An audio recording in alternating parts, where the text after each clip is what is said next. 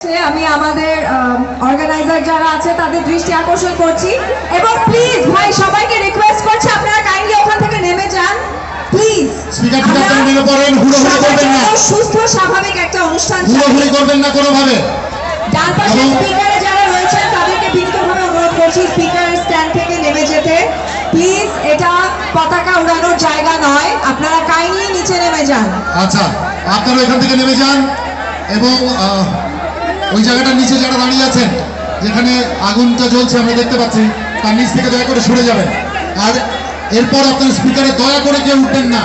আমাদের এই বিশাল আয়োজন আপনাদের ক্ষুদ্র কিছু অবহেলায় বিশাল বড় বিপদ ডেকে আনতে পারে প্রত্যেকের জন্য।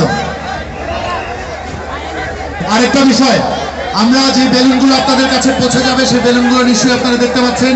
বেলুনগুলোর সামনে কোনোভাবেই ফ্লেয়ার অন করা যাবে না। বেলুনগুলোর মধ্যে যেহেতু উদ্দায়ী গ্যাস আছে, ফ্লেয়ার অন করলে আগুন ধরে যাওয়ার সম্ভাবনা আছে। আমরা মাত্রই দেখলাম যে কতগুলি বেলুনে আগুন ধরে গেল এবং দুর্ঘটনা কিন্তু এভাবেই ঘটে। আমরা সবার কাছে বিনীতভাবে অনুরোধ করতে চাই যে আমরা সেন্সিবলি আজকের সেলিব্রেশনটা আমরা কন্টিনিউ করি। এর মধ্যে কিন্তু আমাদের একটা সময়ের গণনা চলছে। কি সময়ের গণনা আপনারা জানেন সবাই?